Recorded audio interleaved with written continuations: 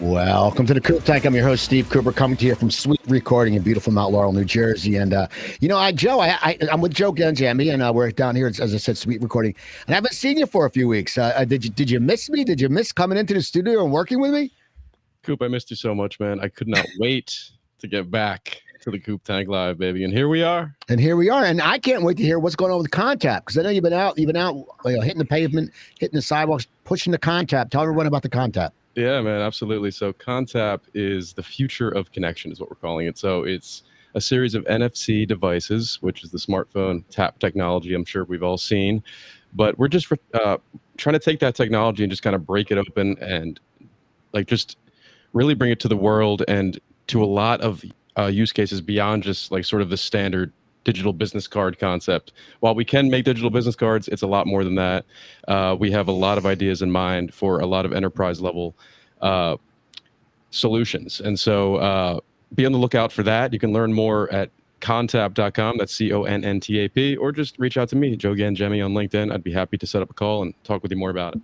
Great. And also just tell us a little about Sweet Recording before we get started. Oh, absolutely, Coop. That's where we are now. That's where me and Coop are anyway. We're in Sweet Recording. It's a content podcast studio in Mount Laurel, New Jersey, where we help brands and businesses to leverage the power of podcasting, YouTube, social media, and really just all video and audio content in a number of different ways to create brand-aligned content that can help you with your marketing and your business development as well. So that's a little bit about us. Learn more at sweetrecording.com. That's SUITE recording.com. Or, again, just reach out to me on LinkedIn. I'd love to chat. All right. Thank you, Joe. We're doing something different today, people. Usually it's me hosting the panel, and I have a panel. We have, I write all the questions out, and we have a nice discussion about business motivation and stuff like that. But I was thinking, there's so many networking events out there, and I wanted to bring some of my friends together, because I have cocktails with Cooper and coffee with Cooper. And I wanted to bring some of the past guests of my friends together that are doing networking events, because so many people, they sit there and they go, I'm going to do an event. They throw one event, 8 people don't show up. 8 people show up and they go, fuck it, I'm not doing it anymore. But these people have stuck with it. I think Allison started hers before me. Kelly's newer in the year. Chris, we've all been doing it. So they're all past guests. And first guest is from Cogent Connections. It's Chris Gittings. How you doing, Chris? Hello. Glad to be here. And I'm excited to talk about networking, connecting, and organizing. All right. And then from Allison Anne Studios, and she's got a podcast. She's a speaker. She's a photographer. She wears a lot of different hats, more than me. And I have a bald head. It's Allison Gallagher. How you doing, Allison? Hi, everybody. I'm super stoked to be here and talk networking. So fun. All right. And everyone knows this next woman. She throws about 87 events a month from Adjust Your Sleep Mattress Boutique. It's Kelly Wernersbach. How you doing, Kelly? Hi, Coop. How are you? Thanks for having me. Oh my gosh. So fun to be on here with Chris and Allison and you. Yeah, we all know each other, which is good. Now, Chris, for the people who are watching, just tell a little bit, just a quick blurb of what Cogent Connections does. You bet. So it's a small marketing agency. We focus on business development programs for B2B businesses. This week, we actually passed 5 years in business. So it's an exciting milestone for us. And I've just passed 2 years as an event organizer. Starting in June of 2023, I every month began planning mixers, just like Kelly and all of you. Okay, great. How about you, not Kelly, Allison? Tell us a little about what you do and just, So yes, I do a few things. So I've been a portrait photographer for a really long time. 3 years ago, I transitioned into life coaching, life and business coaching for high achieving women who put a ton of pressure on themselves to achieve and do and be. I help them really loosen the grip, have fun in life, and become the version of themselves that can create anything. And in that time, I wanted to meet more people, bring people into my town. I started the Hamilton Happy Hour. I host a lot of different events, try to bring people together, inspire. I have a podcast, yes, too. So lots of things, lots of fun. Okay. How about you, Kelly? Tell us a little about Adjust Your Sleep Mattress Boutique. Sure. So I like to call myself like a unique boutique that specializes in sleep and sleep systems. And I get to customize a lot of those sleep systems for people when they need it. Okay, so I want to start off with that. When I started my networking, my event, I first started with Coffee with Cooper, and it was during the pandemic, and I was working for Koi Cleaning and Restoration at the time, and I couldn't get out in the field. So I went and I started, we were shutting down. And I remember talking to Joe Velez at the Elbow Room, and I said, we were having a few drinks, and I said, I need to start an event, an online event. And I was nervous, and I think my first one had 15 to 20 people. And I said, that's okay. But then during the height of the pandemic, I got to like 60 people every Tuesday and Thursday. And then the pandemic ended and I wanted to do something live. And I went around and I went to Splits Bar and Grill and I talked to them. I knew the bar manager about doing cocktails with Cooper. And it started off. And I remember my first event, I think there was like 25 people. And I was like, that's really good. But now it's been over a year, probably a year and a half, and I'm getting 60 to 80 every time. So that's why I started. And I started my event just to, in the beginning, just to keep myself busy. That was my first event and the two events. And that's what got me on the kick of creating networking events. So Chris, tell us what made you decide to start networking events and what are just some of your few events? We'll get into how we all do different things, but what got you into it? Absolutely. So one thing that I found is I was just like you, Steve. In fact, I was a member of your group, Coffee with Cooper, which was phenomenal for years. And I found that there's this thing in networking where if you're not a networker, when you first enter that world, it's a whole new experience and it's very surprising and exciting. And I call it the shadow network. There's a secret world of people who are great connectors all over the place. And then you just uncover this world and everyone knows each other. And you start meeting people and you might have, 4 or 6 meetings with new people every day. And there's a point at which, if every person you connect with introduces you to 2 or 3 or 4 more people, you can kind of get burnt out. And so I see a lot of networkers get to a point where, and this happened to me, where you're just talking to so many people that it's taking all your energy away.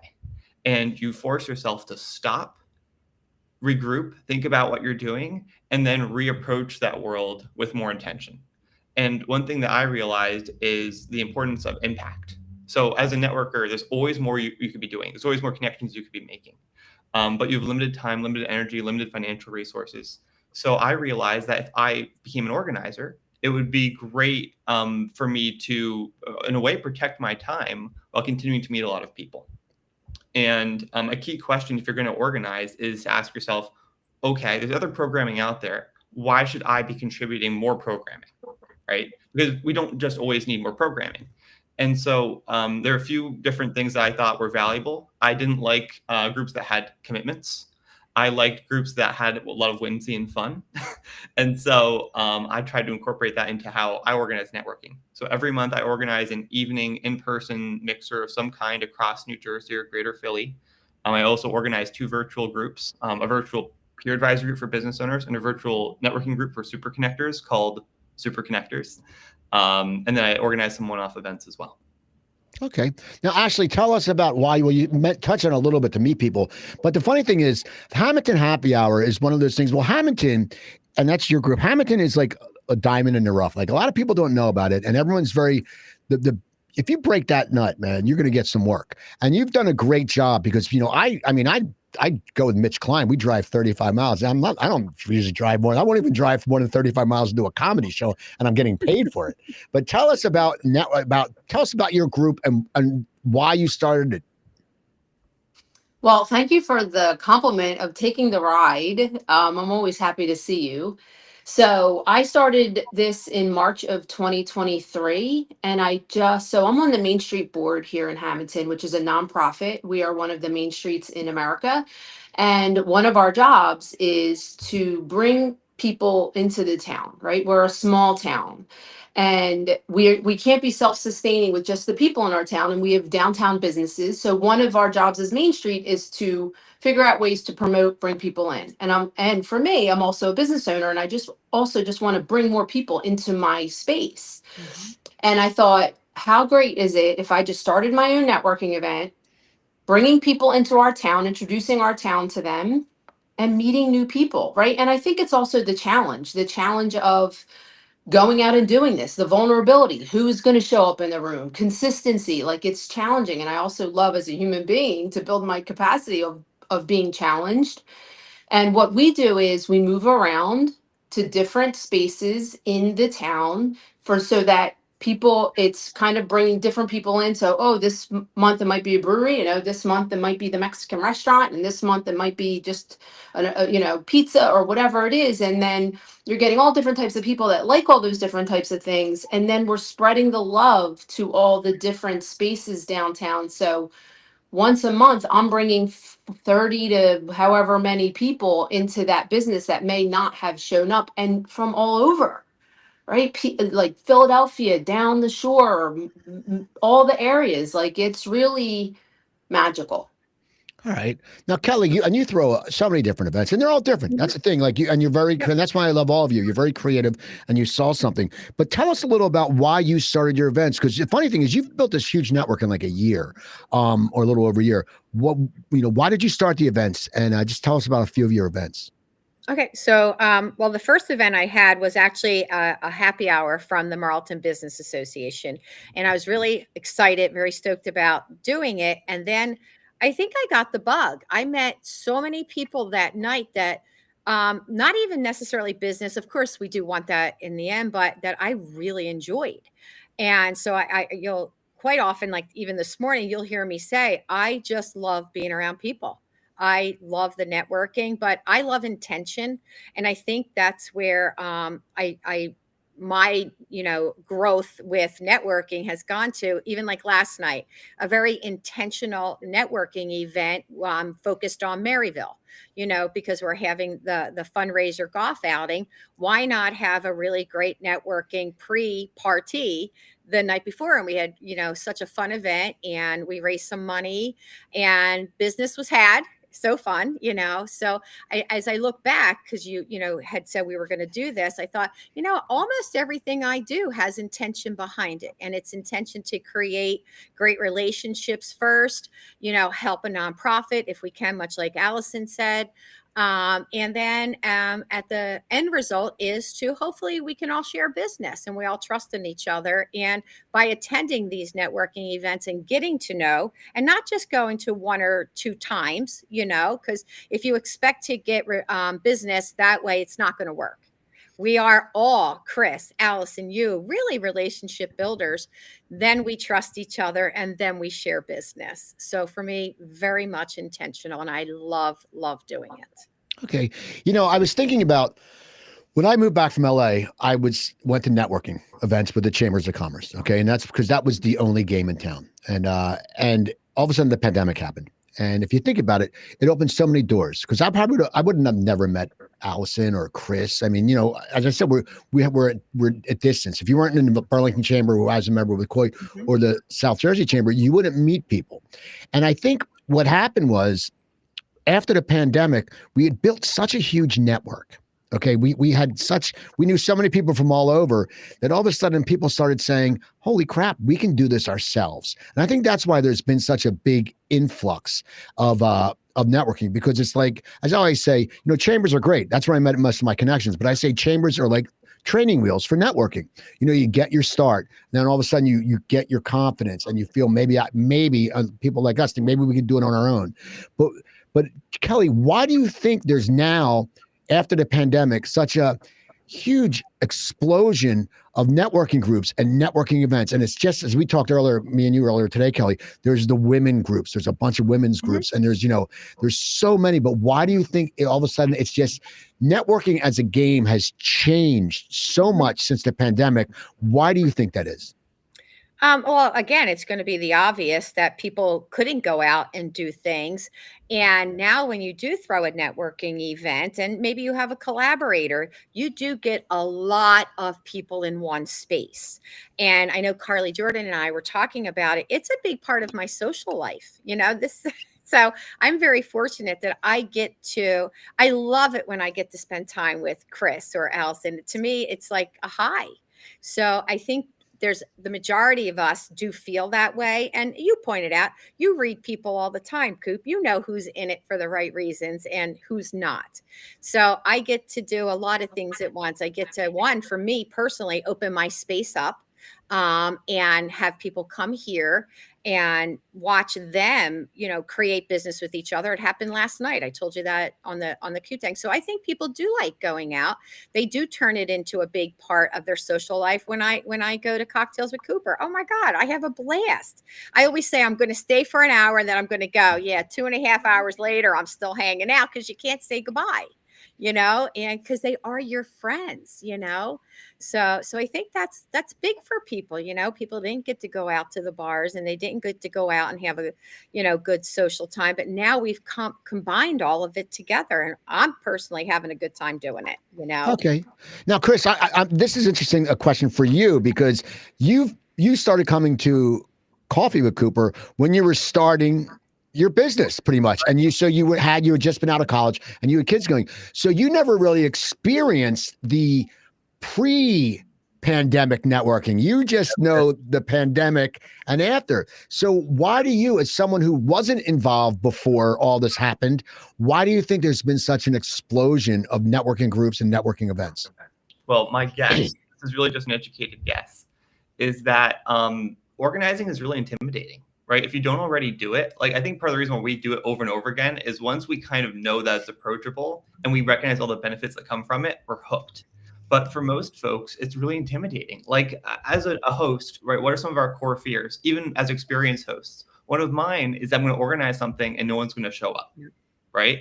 If you don't have the network that any of us have, imagine how scary it is to put on your first event and wonder, are people going to enjoy themselves? Is it going to be a good use of their time? Is anyone even going to come? And to be so worried about all the ways things could fail. And there's this thing about organizing where the more successful you are, the easier it is. And what the pandemic did is it forced people to try, right? When before they'd just be like, this isn't something that regular people do. This is something that big organizations do. During the pandemic, those things didn't exist. You had to figure out something. And then once you're organizing virtually, you're building a community. And now that you have a community, it becomes way easier to continue that in person as things open up again, right? And so, I'm really just speaking as far as, hypotheticals, but my understanding is that's probably, what occurred. Okay. How about you, Allison? What do you think it is? So some of it's on the same theme, but I love what's been said. I think it's, as human beings, we crave connection, and this is not enough. And over time, we realized how much we need connection. And so when we were able to be in person, people that may not have taken the risk decided to take the risk because of the need and the strive for connection. But also, I think so many people's businesses, I'm going to make an assumption here, but like I was non-essential. My business was non-essential. Like I was not allowed to work. And when you're in a situation like that maybe you've never been in, when things lift, you might do anything that you didn't think you would do to reach out to build business as fast as possible. So I think it is one of those, that as well. But I think it's people wanted to create connection as fast as possible because for so many years they didn't. Okay, so Chris, you mentioned this a little bit earlier about one of the challenges, and we'll talk more about challenges. And you said that you pointed out one of the biggest challenges. You worry that people aren't going to show up. Okay, and the thing for me, what it does now, I know people are going to show up now, and that's just the way it is. And I had a monsoon one time, and I texted my wife. I said nobody's showing up. We had like 50 people. But the thing that happens is once you start getting a big crowd, you want to have that crowd again. So that's the challenge. You want to keep it going. Yeah. And for me, it's not about me. Like if I just went to an event and there was 40 people, I'd be happy with that. But for me, I have 5 or 6 sponsors. So I don't want to sit there and charge people money and go, oh, wow, man, sorry, 8 people showed up. So to me, that's the one challenge is, you worry about people showing up. And the other is you just want it to run smoothly. I mean, because, sometimes, now with splits, I get the side room to have my sponsors do the announcements, the little private room. But then the other night, there was 7 people in there bowling. And I had to say to the girl, I said, hey, you told me it was open. And so you go through that, you mentally. So how do you, like Kelly, how do you mentally prepare for your event? Because you want to make sure it's smooth, because the bottom line is, if it's Hamilton Happy Hour, if it's one of your events, Chris, if it's one of your events or my event, our names are connected. And of course, me, Cooper's and everything I do. So it's it's your name. And if it goes off badly, that's a personal hit. And people are like, oh, I thought this guy had something good, but man, I heard Cocktails with Cooper's fun. This event sucked. So how do you prepare for an event, Kelly? And have you ever been let down or disappointed from the turnout, or just felt like, man, this just sucks? Yeah, so I do want everything to be value driven, of course. If people are driving, places that you want, you do want a lot of people to be here, but you want to make sure that they're here, for the right reasons, and that you've done a good job and bringing it together. I actually do worry about that, but I don't always worry about the number. I just want to make sure that I create an environment that everybody is having a good time, and I do want to be that, I guess, hostess, if you will. And I'm always introducing people. Last night, I did that. I did have one time, and I think I host a lot. So to just say one time that I didn't have a turnout that I didn't like, it was such an odd reason. And we had a bunch of vendors in here. I think there were 12 of us, and we actually just turned it into, I'm not 12, about 22 of us. I turned it into a networking event, but we had hosted an event where special needs families had resources, and we put a lot of time into it, a lot of effort into it. We thought we, did a good job, putting it out to the world, but it did not resonate. And that was the one time in the 16 months that I've been open that we were really disappointed, because there were so many people here. Like you said, you have those sponsors. So we have all these people here. Even the mayor stopped on by, the councilwoman. But I'll tell you, we made the best of it, and business was had, and all of us just turned it into a great networking event and getting to know each other. So again, just for me, I do mentally prepare by saying that whoever shows up was meant to be here. Okay. And we're going to have a good time with that. All right. So. How about you, Chris? Because you have some different events. I mean, from the murder mystery to saunas. I mean, it's not like the normal network event. But how do you prepare it? And then and how do you deal with it? Because we all have in the back of our mind, there's always gonna be that one asshole who says, "Oh, the event wasn't any good." Like some people could go to Allison's event and go, "Oh man, those tacos sucks." Which if they did, I would punch him in the face, because she always has the best Mexican food at her. Oh my God, that's what I love. When I go, "Oh my God, it's at a Mexican restaurant," my ass is down there, even if it's pouring, because Hamilton people has the best Mexican food in the state. But Chris, how do you prepare, and how do you deal if you feel like your event, you didn't get enough people, or you're let down? Yeah. Well, I think, Kelly brought up a really good point, which is that the reason we want to have a lot of people there isn't for the sake of having a lot of people, but it's because it's a key part of the event experience for all the attendees. People who are there to network want to be able to network with other people. And as hosts, our big thing is just creating a great experience for our attendees. We want them to have a great time. And so if somebody, even if it's one person, comes back to you and says, "Hey, I didn't like your event," that's something we take seriously, because, that feedback may be coming from a random place, or it may be really valuable.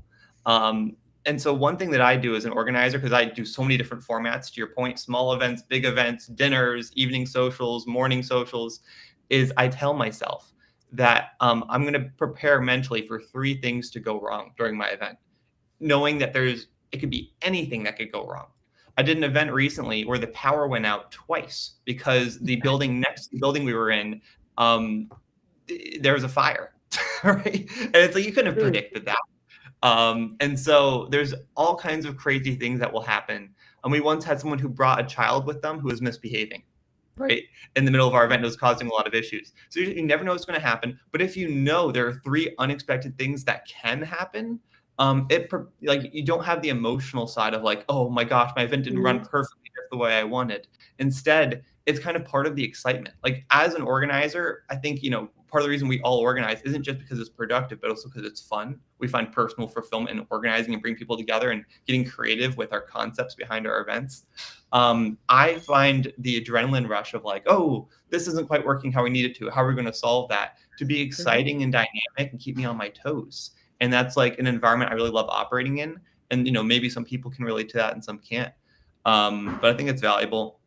And I think even taking on risks by organizing a bunch of different kinds of events formats is great for learning, right? It's really important to reflect as an organizer on what you want to get out of your events. And one thing I love to get out of events is learning. I always want to learn how to be a better event host. And part of that means challenging yourself to try new formats, because each format has different requirements for what's going to make it great. And a lot of how you're going to learn about how to make those different formats great is to be a part of them and to try organizing. Like, for an example, Kelly and I are involved in this golf outing we're putting on for Maryville on Monday. That's a new thing for me. Twice a year, I've started organizing startup conferences. I started organizing monthly executive dinners, right? And the requirements of those events are just so different from each other. But you know, we probably don't have time to go into the details on what you can learn about each one, but there's a lot to get into on like the science of organizing side of things. Okay. See, my organizing is easy, man. I just put the shit on LinkedIn. I have people said, you know, I have my email list, and it's funny. I send it out, and I get like 13 or 14 mailer daemon, whatever that is, left because the people are no longer working for the company, and I just go screw it because I figure, you know, no one really looks at emails as much anymore. They can find it on LinkedIn. But about the question for you, Allison, because I know you've gone through some stuff where one night there wasn't a lot of people there, and it was at a microbrew and had great Mexican food as usual. I ate like 6 tacos because I couldn't let them go to waste. What do you go through when you're planning an event? And plus, you're also, because you're involved so much in the community, also, and Hamilton is a small business community. What fears and how do you deal with those when you do it? Well, I think it's a part of it. And that one, we had about 16 people that came to that. It was pouring rain. And it was a night in August where there was a lot of other things going on. And you just navigate, what can I do differently next time so that doesn't happen? You pick some things that you think you have control over, and you try to do something different the next time. Sometimes it's out of your control. Sometimes it's very much in your control. But I'm always concerned that there's not going to be enough people there. But I remember 2 February, I think it wasn't this last February, it was 2 Februarys ago. I had 75 people, almost 80 people in a brewery that really, it was very tight. And I was not expecting 80 people. That was the most I had ever had. And the space probably wasn't built for that many people in that area. And then the next month I had like 30 people, right? So people might have gone back and said it was just too packed. You couldn't get from one place. Like, you just don't know, right? And the only way that you grow and get better at it and you build is to stay consistent. And I think that the concern of not having enough people, it's very much a part of it.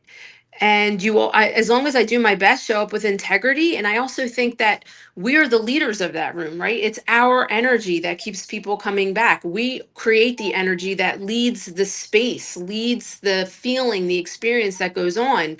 And if something does go wrong, how am I going to show up to lead and make everybody in the room feel comfortable and make everybody feel confident? Because I'm leading with comfort, confidence, relaxation, joy, whatever that looks like as well. So there's things that we can always try to control and do better, but then there's things that they're going to happen, right? And then what are we going to make them mean, basically? Okay. Now here's something. We're going to talk a little about multitasking when you're a host. Now for me, at Cocktails with Cooper, I make sure whoever comes in, especially if I don't recognize them, I go, well, how you doing? They probably think, who's this guy coming up to me with a hat? And I go, how you doing? I said, what's your name? Can I have your card? And sometimes they look at me, I go, oh, I'm Cooper. And they go, okay. And then they'll give me, and I want to find out how they found out about the event. Mm-hmm. But then also when you're doing that, I personally don't get any time to ever network because you're as a host and you want to make sure everyone else is having a good time, and true, they know you, but you really don't get the conversations. And and Kelly has noticed this, that I sit there, I usually, after the event gets going, I'll sit down and I'll get something to eat, and I'll sit by myself usually because I'm like, I'll let everyone know. I think my job is done, let them network. But how do you sit there and deal with that, because you're building a networking event, but in fact, you're not doing any networking because you're making sure everybody else is doing networking. And it's for some reason, for some strange addiction we have, we get value out of that. Some people will be like, well, screw this. I want to meet people. So how do you multitask? And do you multitask? Chris, when you're at your gigs, do you especially if you're doing a murder mystery? I know you were the victim, but how do you how do you do that? Because for me, I'm just like, now I'm like, screw it. I just go in, I get the cards and I collect cards. And I'll be honest, on my desk today, I have cards from 5 years old. I'm throwing away 1,000 cards because I'm like, they're just taking clutter on my desk. And then I sit there and I go, well, am I really going to add these people to the mailing list because I'm disorganized, or I'm just going to throw this shit out on LinkedIn and who shows up, shows up. But how do you multitask, Chris? How do you deal with being the host and also, trying to network? Yeah, I think, it's just as you said, it's really hard to have your cake and eat it too. I think we all create the events that we want to be a part of. And yet the irony of being the organizer of those events is that sometimes you don't get to fully enjoy them the way a regular participant would. And that's just a fact of life. There be requirements on your time as an organizer during that event that you can't get out of. And so you're not going to get to experience your event the same way your attendees do. Mm-hmm. But that's why I know you guys, so I can attend your things too, right? Yeah. So you have to take life for what it is. And it's great that you get to put the thing out there in the world that you're most excited to share. And you do get to experience parts of your events, right? So there's that side of it too. Like, we'll do a sauna and cold plunge social. I get to hang out in the sauna and cold plunge and meet people. And I've gotten a lot of business and opportunities from my events. But one of the funny things as an organizer is a lot of the value you get is outside of the event. Having a great event that you're planning gives you a great excuse to reach out to people and people you don't know, to build relationships with them outside of that event, with the context being that you want to bring them in. That you want to introduce them to the programming that you have. And so sorry. Okay. Well, how about you, Allison? I'm not that great at this. I love talking to people. I love catching up with people. People are pulling me to the side to have a conversation. How are you doing? They want to know what other events I'm doing. They want to know, I love talking, and I want to be present for new people, but I guarantee in the last 3 events that there was new people in that room that I never even connected with, because I start to lose track of who's new and I'm pulled away for something. And thank God I have a team of people that love me and love my events. So they're going to maybe connect with someone who's walking in saying, welcome to the Hamilton Happy Hour. Allison is the host. She's busy. This is the thing. This is how it works, right? Or I was in Florida. I missed one of my Hamilton Happy Hours, but they've been the second Thursday of every month. I was in Florida and I had Felicia. She ran it for me. So I can always be better at really being present for everyone, sitting back and not ending up networking, but I end up getting into conversations and I'm like, oh, I got to reel this in because I have to host. I'm not that great at it. Okay. Well, now, Kelly, this is interesting for you because, at your events are usually in your store. Yes. Like if Chris has us at his the estate, like your chimney estates, they're taking care of that. You got the food. We're like the Hefner, hey, come on in, you though, how do you do it? Because not only you're worried about the sangria, you're worried about this. Now you have Faye to do a lot of the food, but how do you multitask so you actually get to talk to people when you're running around? Because once again, it's more of a responsibility to you because they're coming into it's like coming into your home.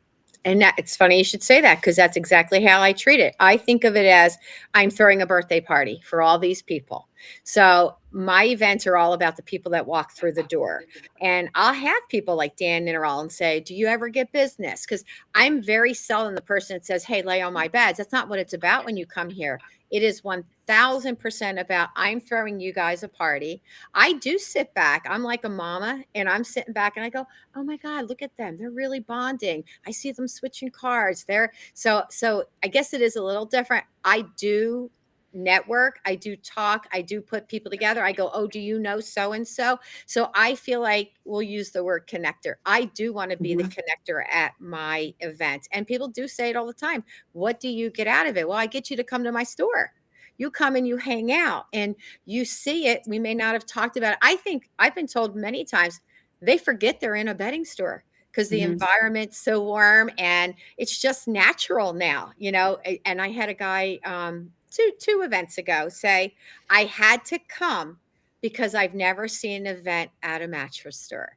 And then he said, I know why people come here. So that was like really cool for me. So for me, again, I want to chit chat with everybody. Do I get to? No, because I'm so busy wanting to connect people to people that I don't think know each other. And I definitely 1000% get a lot out of it. Not just business, but a lot of fulfillment, we'll say. Super cool. Okay, so we've been doing these events for a while, and I know I almost stopped Cocktails with Cooper because I was just tired of it. I couldn't get sponsors, and I'll be honest. And I hate to be short term, but I got to make money off it. It's my time. And I was like, you know what? I'm just going to stop. And Dan Ninnerall came over, and I remember he came over to my house, and we drank a bottle of white. And then he goes, "You got any red?" And we drank another bottle of red. And my wife comes home, and there's me and Dan in a living room, and buzzed. My wife's like, "Oh, I saw you had a very productive afternoon," and but he said you got to keep doing it. And I put that on LinkedIn. I said, "Listen, I want this event. You like it, but I can't do it without sponsors." And since then, I do get 5 or 6 sponsors. I mean, I have 2 that signed up for the year already. But I had thought about saying, screw it. I like doing it, but it's just, I mean, once you do it and you're good at it, it's not a lot of work.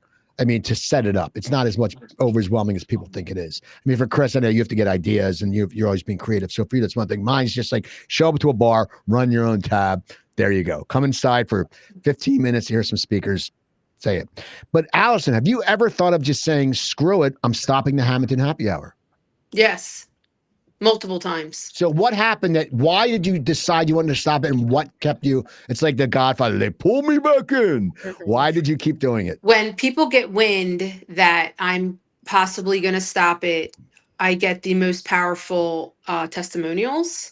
Someone sent me an audio testimonial that was super powerful. But if I do not have a sponsor, I have people that are kind of in my back seat that are like, if you don't have a sponsor, you call me and I'll take care of it.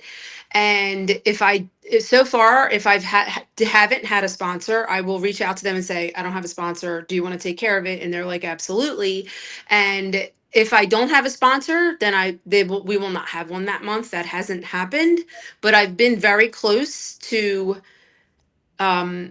just like, I'm not going to put money I've put money out of my pocket multiple times to run this event. And I was just like, I'm just not willing to do that anymore. It's not that I don't love the event, but I want to figure out a way to make it self-sustaining. And so I take it month by month. I do have people that are now like, I will take care of it. And I'm always willing to evolve and look at it. But it's, I don't know how long I'm going to do this. And it's been 2.5 years. And it isn't easy to just, I evolve, right? I move to different spaces and I have to call the restaurant, nail it down, all the things. I put it out on Eventbrite. We like a register. So it's a different event, but I show up and do it every month so far. Okay, you guys are so organized. You have Eventbrite. I said I don't do any of that crap. I'm like, yeah, show up.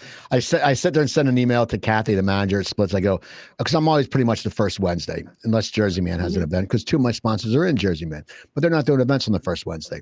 And I'd say, is it free? And they go, yeah. I go, all right.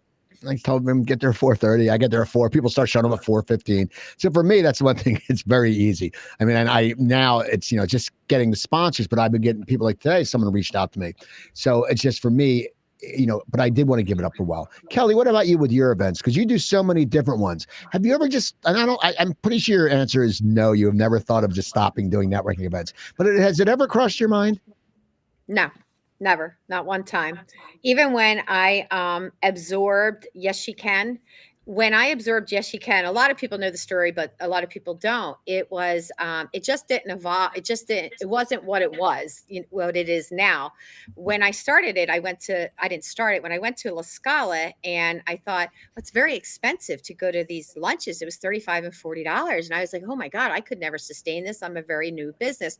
So I had said to myself that I was not going to go back again because there's only like 6 women there. And that while small can be great, I just didn't have the dollars and cents to do that. So then I thought they were getting ready to disband the group. And I had said, well, I could do it. It's just 5 or 6 women. This will be great. I'll order pizza. I don't mind. And I'll tell you, in the last 12 or 14 months, it evolves to, upwards of 40 women. And it has never crossed my mind to say I cannot do this anymore. It just kept growing. And again, I love to sit back and watch the things that happen with the growth of even just the group. from being disbanded to kind of growing to 40 or 50 women that don't have to pay for it. I don't know if even people know that. I knew if I felt like $35 to $40 a lunch was a lot, so did other people.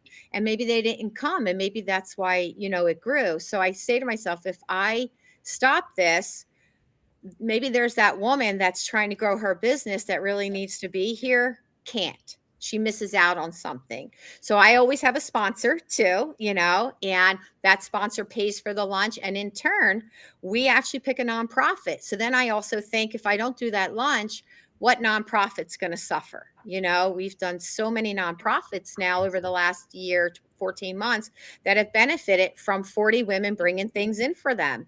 So I also think of it as a responsibility, one that I take, I don't take lightly. I do have it. I want to have it, and I want to keep having it. And I actually want to have more events like the network crawl, right? Yeah. That has been so much fun, and took advice from people. I took advice from Chris and changed a few things up. Took advice from you, Steve. I don't know if you remember this. We had too many stops. I was just trying to make it fun, but then I think towards the end it became a little daunting, right? We got tired. Well, the bus driver went the wrong way, first of all. That's true. He went that the added wrong. 45 He went there. minutes. Hey, we're doing a Marlton networking event, and this guy goes he's starting to drive to the Cherry Hill, and I'm sitting there going, no, you're at the wrong. I'm sitting there going, he's past, and I'm going, this guy's going the wrong way. Like Marlton Bun Cake is right near where I live. Going from Kelly's is just a hop, skip, and a jump. Yeah. But that has become really super cool. That now a woman in Gloucester now does it. She, and people say they want to do it. And she actually said, Kelly, I just want to let you know, like I owned it or something. I want to do this, but I give you full credit for it. I go, oh, have at it. This is so much fun. So yeah. So I guess it was a long way of saying, no, I'm never going to stop. Yes, okay. I absolutely enjoy it. So, okay. How about you, Chris? Because, you're also one. You're the only one here who charges for your events. Okay. So there's more of a responsibility. Like it's like Kelly said, when she went to that lunch, there was 6 people. So there's more of a responsibility when you charge. Because if I'm walking in and I'm spending $30 or $35, then I could be spending on hookers and cocaine. It better be a good thing. But no, for you, what is it? I mean, do you ever sit there and go, I'm going to stop? Like if you have an event and if you lose money and no one shows up, I mean, that has to be, and I know you're resilient and you keep doing it, but have you ever thought about just stopping doing it when you've had a shitty event and just said, you know what, I'm just not going to do this anymore? I have thought about it. I've never had the confidence needed to be, reversed back into organizing again, but it's always been a fear because I actually, taking a lot of risks, trying a lot of formats means you invite failure. And I've failed a few times. There have been several events I've planned that have just bombed, right? I've had a lot of successful events and some that have failed. And that's, it haunts me because, again, I want my guests to register for something with the confidence that they're going to have a great time. And even the events that I feel like are not reaching the level I want them to, people still have a great time, right? And so it's usually okay. But it's a fear, and it's part of what you accept when you try so many things at once. When you organize, there's 3 different ways you can source revenue for an event. There's memberships, there's sponsorships, and there's tickets. I love how you guys put on these free events and how you use sponsorship to make it happen. I always, I went the ticketing route, and then also I have close partnerships with the venues where oftentimes the venues aren't charging us very much or anything to be able to use their spaces because we're promoting their space, we're bringing all the cool people in, right? But the fact that there isn't any consistency to the planning, that there's events happening here and there and everywhere at different times, and it's just, it's pretty sporadic, leads to a lot of variability. And I find that it doesn't tie directly back to my business oftentimes, right? I run a business where most of my clients don't necessarily even come from my networking world. And so it becomes hard to be like, well, why are you doing this? And the reality is, for me, first and foremost, organizing is a passion. I believe I source a lot of joy from my professional life, just like I do for my personal life. And I think it's very similar for Kelly.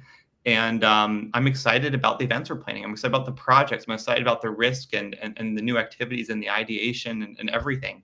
And sometimes people will come to me and say, Chris, you should consider maybe not, because I don't understand how this ties back to your business. And they're right.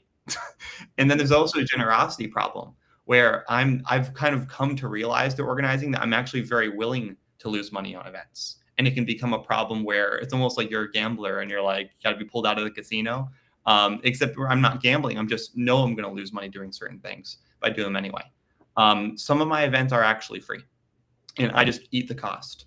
Some are ticketed. Some events makes money, some lose money. It's just complicated. But one thing I've realized is that the way you make your events turn green is by putting more effort into them. And that can be really kind of scary because it's a little bit like quicksand, right? The more you put in, the more risk you're taking on, and the more potential you have to build to a point where it's going to be sustainable. And, Okay. I think long-term memberships would be the answer, but you've got to have a lot of programming and a lot of consistency in a given region to justify having a membership for something. Okay. See, I'm the person that does it completely different.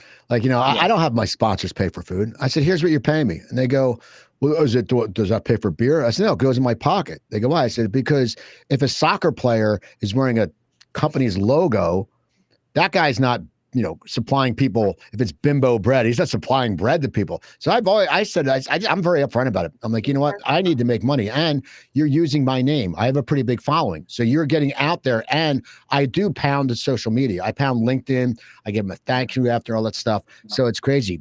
So now, what do you think is the future of networking? We'll start with you, Kelly. Do you think we'll ever go back to just the chamber only? Do you think all of a sudden, like all these groups we have and as we can attest, as we talking to you, they're not going to disappear. I know. No, but I'm saying, as you know, what do you think the future is? Do you think it's just going to be building more and more groups like this? Because I think it's great, because I could go to each one of your events and maybe get a cross section of maybe 5 people, but then meet like 65 people. So I think it's just building. So what do you think the future of networking is, Kelly? It's 100% going to continue. I think we are getting so unique in our ideas. You and I had a great pop-up. Ice cream truck came, all of that. I think, like Chris, I think he loves it so much, like I love it, and Allison, that we're always trying to top what we do, and we want people to be here and we want them to enjoy. So I don't think networking's going anywhere. I think it's growing more. I've noticed other people starting to have some events and doing fun things, and I'm so excited to go and participate with them. So onward and upward, it's going to go. How about you, Chris? What do you think? Because as I said, what do you think?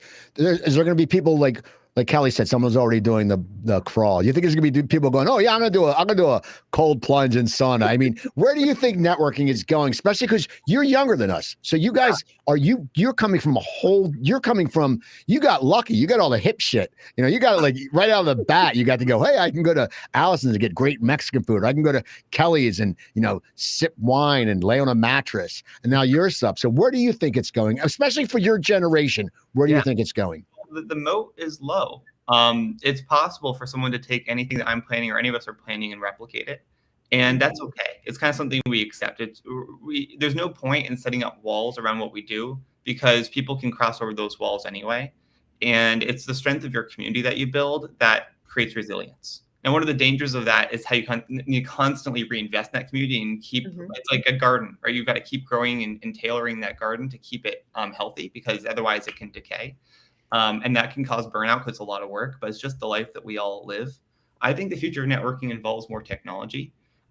Technology in part is, leading us to not spend as much time together in person. And I think that for all ages of folks, that makes all of us realize how important it is to gather in person. And so people are actually putting more and more value on their in-person gatherings because they're more intentional about when they meet, because technology allows you to spend so much time alone. But on the other side of that, there are cool things you can use technology to do to enhance in-person gatherings. Like, Joe's tool, Contap. There's different cool, things you can do where, like, I can organize an event and I can say, okay, I want all the attendees who are attending this event to get a list of 5 other people who are there. And if they connect with 3 of them, they get entered into a raffle, right? You can make that happen with technology. So there's really cool icebreakers and ways of getting people to not sit in their own little groups and silos. I know this is a personal pet peeve of yours, Steve. You're like, people shouldn't just hang out in little corners of people they already know, right? I already know. Technology can actually help and enable getting people to mix. And it can reduce friction. And a lot of what makes, events great for people is finding ways to reduce friction in the check-in process, and the experience of attending, the experience of exchanging information, and the experience of following up after an event. And technology can make all those things a lot simpler for folks. Okay. How about you, Allison? What do you think the future of networking is? I love what Chris just said so much. Well, I think it's going to get more creative. There's going to be more of it. I think especially people they work from home or they're not with other people. So they do realize connection is a thing and it's much needed. And so they are very purposeful in their choices. And I think the more that people see people like me and you starting these and being successful at it, they're like, I can do that too, right? So we're growing the evidence that you can do it. And the creativity of what else can be created to bring people together, it's really endless. And I don't see it stopping. I love what you said about the technology and how that can enhance the networking experience and the connection involved, which is so ironic. But I'm excited I have some ideas that I want to try to implement, and it's getting the time together, right? Because it's about putting energy into the selling, the advertising, the marketing, getting it out there and having the energy to do that when we do so many other things. So I'm excited for the future. I'm excited to be a part of it. Okay. I have one final question. And before I do, I got to say thank you to Kelly Lyons and Snevel Technologies. She gave me the shirt to wear on the air. It. So Snevel, I love Snevel. I love That's Kelly awesome. Lyons. Okay. And people, if you have a T-shirt you want me to wear online, send it to me. I will wear it during my show. One final question. Chris, what advice, someone watches this podcast today and they say, I want to start a networking event. Someone told me the other night, I want to start this. And I'm like, well, it's not, it just doesn't happen overnight. It takes a while. But what advice, Chris, do you give to someone who says, I want to start my own networking event? And they come to you because you know what you're doing. What do you tell them? Well, the first thing I'm going to say is two pieces of advice. One is know why, right? What are you bringing to the table that's new or different, that's going to contribute to the breadth of programming that exists? And you want them to not just be like, I'm organizing it because I want to organize an event, but I want to organize an event because I feel like I can bring something to the table for folks that's going to make the experience for the attendees or just the options available to people even more vibrant. The second thing is I'm going to recommend this book that I recommend to everybody. It's always in arm's reach. The 2-Hour Cocktail Party is written by my friend Nick Gray, and it's a great book on how to host small in-person gatherings that are meant to help people meet new other people in their communities. And this book is what got me organizing. So I'd recommend it to anybody who wants to start themselves because it has a lot of interesting ideas. Okay. How about you, Allison? So because I'm a life coach, I know a lot about the brain. If you're going to go to try to do an event, your brain's going to tell you it's going to take this much effort, but it's really going to take this much effort. So we usually underestimate how much energy it's going to take. That doesn't mean anything has gone wrong. And you stay consistent in order for it to build. You cannot try this one time and never again. That's not what is going to create success long term. And also, if you do not have a network, you get your friends and family on the phone, plead your case, please be in the room, please bring a friend. If you do not have a network, you go to the people you know to be there for the first one. I had 19 people in my first room, and now it's, I don't have to call anyone. Can you please come? Right? It's just reciprocity. It's just a part of the system. And why are you doing it? What is the reason that you're doing it? Your why has to be powerful, and in order to sustain the energy to continue to go. Okay. And how about you, Kelly? What would you give? What advice would you give to someone? Yep. Make it purposeful, because those after hours are very important. People create that as part of their work schedule. So they just don't want to go for any reason. So it is their social, but it absolutely 1000% ties into their business life. So you have to make it purposeful, because people won't come if it's not purposeful. It's just daunting at that point. To Allison's point, it's a big part of our lives, and we have to make it purposeful. Okay. And people also, here's my advice is make sure you get some of those contacts from Joe Gangemi, because that will make it, people will be able to connect because you don't need business cards. The hell with business cards. You get those contacts from, I like to say contact. I always said Joe should have a commercial like a guy looking at a hot girl at a bar and says, "What's right?" I tap that and they go over and they touch phones. And I think that'd be the perfect commercial. This man. So, Chris, how can people get in touch with you and find out about your upcoming events? Absolutely. Well, reach out to me on LinkedIn. I'm at Christopher Gittings on LinkedIn. So just send me a direct message and say hello. How about you, Allison? So coaching at Allison Gallagher is my email. I am at the Hamilton Happy Hour on Facebook or Instagram. I'm on LinkedIn, Allison Gallagher. I have a podcast. You get to decide. Contact me. All those things. Okay. How about you, Kelly? Yep, I do a lot of Facebook posts, LinkedIn. I do have an events page that I've been working on at aysmattress.com.